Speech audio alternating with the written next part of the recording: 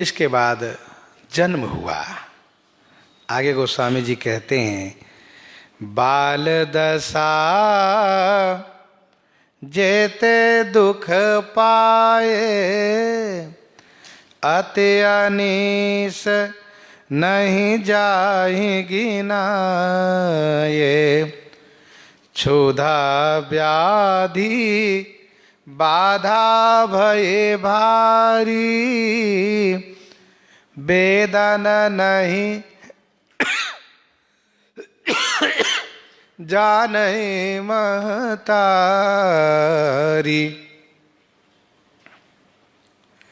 बाल दशा जेते दुख पाए। बाल दशा में जितना दुख पाए, अति अनीश, अनीश माने असमर्थ, अतिशय असमर्थ होने के कारण नहीं जाहि गिनाए, गिनती नहीं की जा सकती और उसको कहा नहीं जा सकता। बालक है, उसको मच्छर काटता है, कोई रोएगा, उसको मच्छर कोई भगा नहीं सकता। हो पालने में है, अपने बिस्तर पर लेटा है, मक्खी बैठ रही है, रोएगा, वो भगा नहीं सकता, वो असमर्थ है। चलो मच्छर मक्खी की तो बात रही, ठीक है।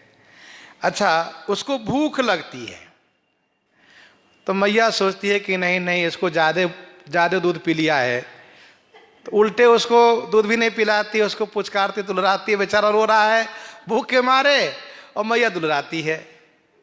अच्छा, कभी कभी ऐसा होता है कि बच्चे को ज्यादा दूध पी लेने से उसको अपच हो जाता है, तो मैया उसको बार बार दूध पिलाती है, वो बेचारा उसमें परेशान। अब वो कह नहीं सकता कि हमको भूख लगी है कि भूख नहीं लगी, बोल सकता नहीं, असमर्थ है वो। अब उसको पेट में कब दर्द हो रहा है, सिर में क्या दर्द, वो उसको दर्द हो रहा है, पीड़ित है। अब उसको दर्द हो रहा है पेट में, मैया सहला रही कपाल को। सिर में दर्द हो रहा है, उसको पेट सहला रही है, पीठ सहला रही है। तो इस प्रकार से स्थिति ये रहती है कि वह अपनी पीड़ा को अभी व्यक्त नहीं कर सकता बच्चा, और मैया अपनी भावना से, अपने वात्सल्य से उनको पोषण पालन और लाड़ प्यार करती हैं। बाल दशा जेते दुख पाए, जितना दुख पाए उल्टा ही होता है। इसीलिए बालक जब थोड़ा सा और बड़ा होता तो रूठता है बहुत ज्यादा, क्योंकि उसके मन के विपरीत मन के विपरीत होता, रूठ जाता है। मन के अनुकूल होता तो खुश हो जाता है। पर एक विशेषता होती है बालकों में, उसका हृदय बड़ा सीधा होता है, सरल होता है। बाल दशा जेते दुख पाए, अति अनीस नहीं जाहि गिनाए, गिनती नहीं की जा सकती। क्षुधा व्याधि, भूख वाली समस्या, कभी भूख से परेशान, कभी अपच हो गया उससे परेशान। व्याधा, व्याधि माने रोग से परेशान। क्षुधा व्याधि बाधा भई भारी, वेदन नहीं जाने महतारी, माता बेचारी जान नहीं पाती है।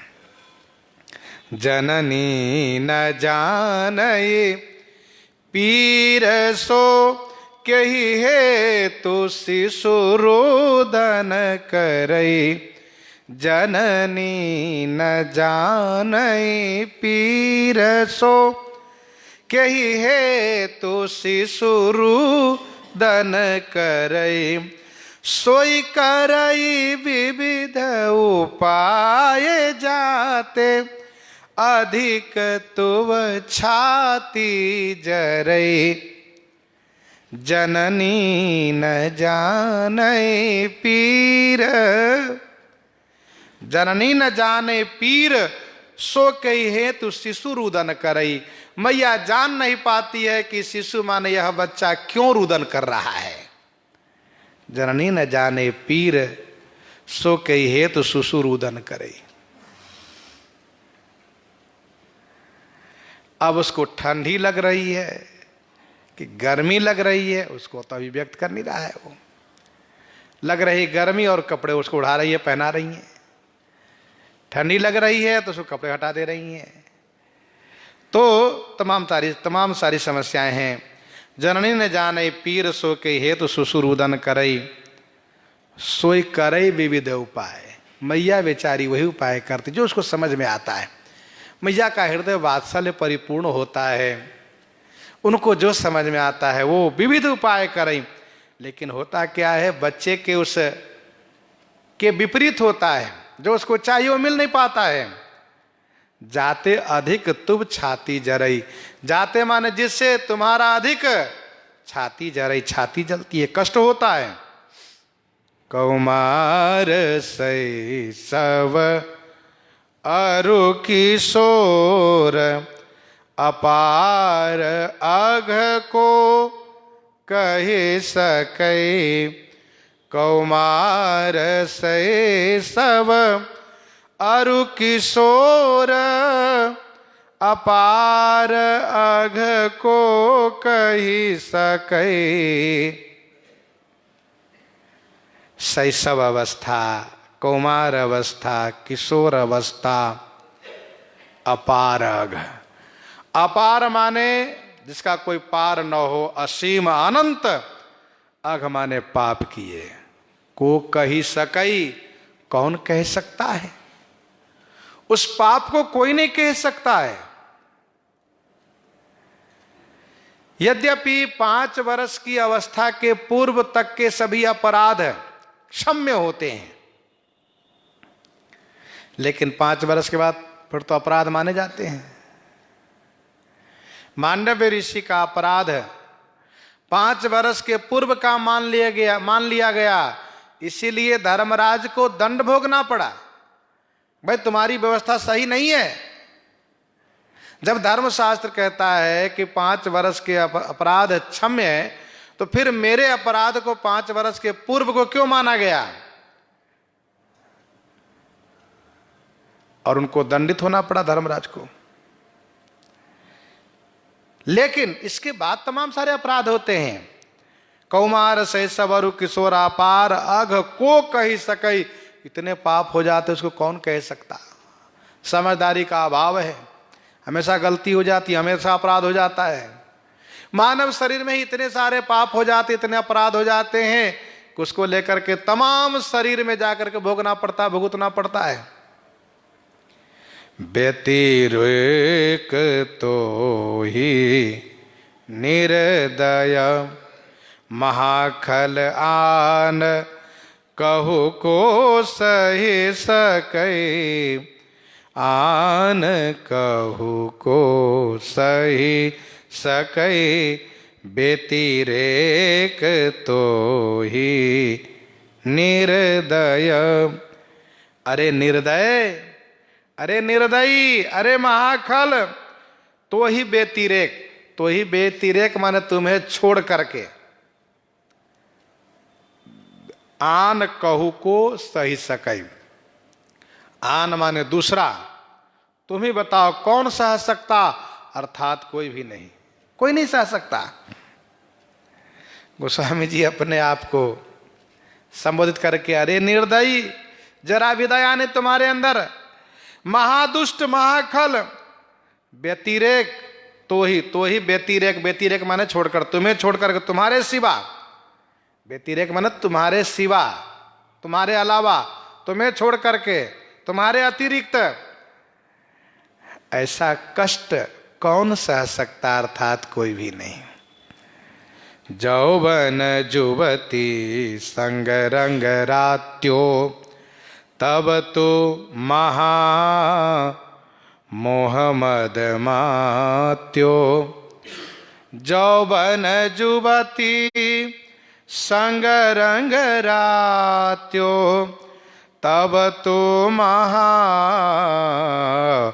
मोह मद मात्यो।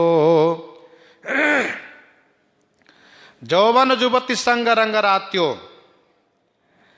जौवन माने युवावस्था आने पर, जवानी आने पर, युवती के संग में हो करके, उनके रंग, उनके प्रेम रंग में आसक्त हो करके, रात्यो माने अनुरक्त हो गया, तब तो महा मोह मद मात्यो।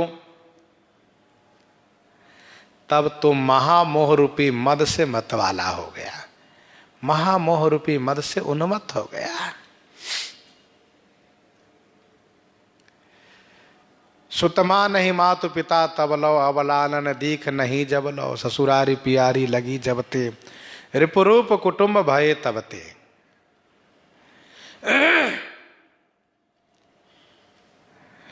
तब तू महामोह मद मात्यो, ताते तजी धर्म मर जादा, बिसरे तब सब प्रथम विषादा, ताते तजी धर्म मर जादा। ताते माने इसी से तुमने धर्म मर्यादा को परित्याग कर दिया। ताते तजी धर्म मर्यादा, तुमने धर्म मर्यादा को छोड़ दिया। तुम्हारा क्या कर्तव्य, उस कर्तव्य को तुमने छोड़ दिया। और बिसरे तब सब प्रथम विषादा, जो पहले जन्म के पहले गर्भवास में, जन्म काल में और बाल्य अवस्था में जो तुम्हें विषाद प्राप्त हुए थे, जो तुम्हें क्लेश प्राप्त हुए थे, उन सभी क्लेशों को, उन सभी कष्टों को तुमने भुला दिया। बिसरे तब सब प्रथम विषादा, बिसरे विषाद निकाय संकट, समुझी नहीं फाटत हियो, बिसरे विषाद निकाय संकट, बिसरे विषाद निकाय संकट, समुझ नहीं फाटत हियो। तुमने सभी विषाद भुला दिए, सभी क्लेश भुला दिए, सभी कष्ट भुला दिए। निकाय संकट समुझी, निकाय माने समूह, संकट को समझ करके तुम्हारा हृदय नहीं फटता, तुम्हारा हृदय विदीर्ण नहीं हो रहा है, नहीं फाटत ही हो। तो सुनो, आगे की फिर तैयारी करो। फिरी गर्भगत वर्त संस्कृति, चक्र जेहि होई सोई कियो, फिरी गर्भगत, फिरी माने फिर से, पुनः तुम्हें गर्भगत, गर्भगत माने गर्भ प्राप्त होगा। अवर्त, अवर्त माने घूमना। उसी गर्भगत को, प्रगर्भ को गत माने प्राप्त करके उसी में अवर्त अर्थात घूमना पड़ेगा तुम्हें। संस्कृति चक्र, संस्कृति चक्र अर्थात आवागमन का चक्र, जन्म मरण का चक्र, जिस प्रकार से हो सोई कियो, तुमने वही किया जिस प्रकार से पुनः हमें वही प्राप्त हो। कृमि भस्म बीट परिणाम तनु, तेहि लागी जग बैरी भयो। कृमि भस्म बीट परिणाम तनु, इस तन माने शरीर का परिणाम क्या है, शरीर का अंत क्या है?